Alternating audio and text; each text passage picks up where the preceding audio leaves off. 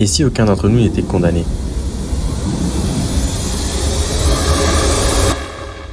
Tu as juste peur d'échouer, et cette peur est bien plus sournoise que tu ne le crois. En 2014, une chercheuse en psychologie, Fuchsia Sirois, a mené une étude sur plus de 750 personnes. Et elle cherchait à comprendre pourquoi des gens intelligents, motivés, ambitieux, finissent par remettre les choses à plus tard. Et ce qu'elle a découvert va à l'encontre de tout ce qu'on t'a toujours dit. Ces participants n'étaient pas paresseux, ils n'étaient pas désorganisés, ils étaient stressés. Anxieux, paralysés par la peur de ne pas être à la hauteur. Elle leur a fait remplir des questionnaires précis sur leurs émotions, leur santé mentale, leur niveau de stress et leur tendance à procrastiner. Résultat, plus quelqu'un ressentait des émotions négatives, plus il avait tendance à remettre à plus tard. Non pas par manque de motivation, mais parce que son cerveau utilisait la procrastination comme un mécanisme d'évitement émotionnel. Autrement dit, ce n'est pas que tu n'as pas envie de faire les choses, c'est que ton esprit les associe à une douleur potentielle. Peur de mal faire, peur d'être jugé, d'échouer, et pour t'éviter ce choc, il t'envoie vers ce qui t'apaise. Une vidéo, un scroll, un moment d'oubli, une branlette. Tu crois éviter un problème, mais tu évites une émotion. Et à chaque fois que tu fuis, tu t'enfonces. Alors ton cerveau crée des excuses, et la plupart des gens tombent sous l'esclavage de leur esprit. Je le ferai demain, je ne suis pas encore prêt. Pourtant, le succès ne dépend pas de tes émotions, mais de tes actions, voire réactions. Cette peur que l'on éprouve tous disparaît dès que l'on commence à travailler. Cependant, attention car même quand tu avances, d'autres mécanismes interviennent prêts à te gants comme Alice in Dungeon pour t'empêcher de passer à l'action. En te faisant croire que avoir trouvé une idée, c'était déjà faire quelque chose. Et croyez-moi, ce mécanisme en stoppe plus d'un. J'ai vu des amis ayant des super idées ne jamais entreprendre la moindre action alors qu'ils avaient les clés en main.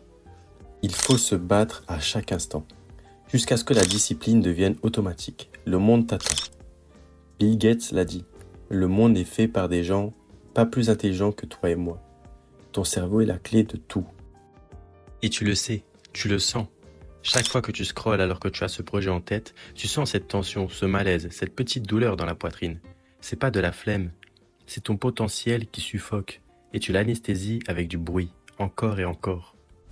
L'ego refuse de montrer quelque chose d'imparfait au monde. Il a peur qu'on voit nos limites. Alors on repousse, on ajuste, on cache, jusqu'à ce que rien n'est fait. Pourtant, ce n'est pas en attendant qu'on devient meilleur, c'est en exposant notre travail, en nous confrontant au regard des autres, en tombant, en ajustant, en progressant. Chaque chose que tu ne termines pas, que tu ne montres pas, que tu gardes pour plus tard, c'est une graine qui ne verra jamais la lumière. Le monde t'attend. Il n'attend pas la perfection. Le monde attend ta voix, tes idées, ton essence.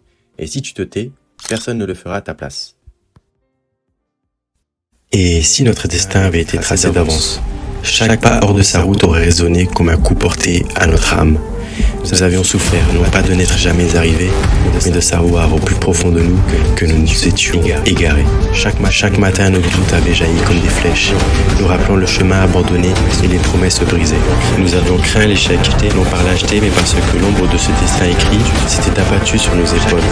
Chaque hésitation avait été une gifle du futur que nous trahissions. Et lorsqu'enfin nous nous étions mis à avancer, nos peurs avaient fondu, dissipées par la chaleur de l'effort. Pourtant, les mécanismes de l'esprit, tels des sentinelles, avaient tissé l'illusion du confort pour nous retenir. Nous avions goûté à cette douce paresse, nous berçant d'excuses, jusqu'à ce qu'un éclair de lucidité nous rappelle que seul le mouvement pouvait réparer les dettes du temps. À force de résister, nous avions appris que la seule manière de nous libérer de ces coups invisibles était de marcher d'un pas résolu vers la vie que nous avions choisie. C'est alors au terme de cette lutte silencieuse que notre existence avait retrouvé sa juste cadence.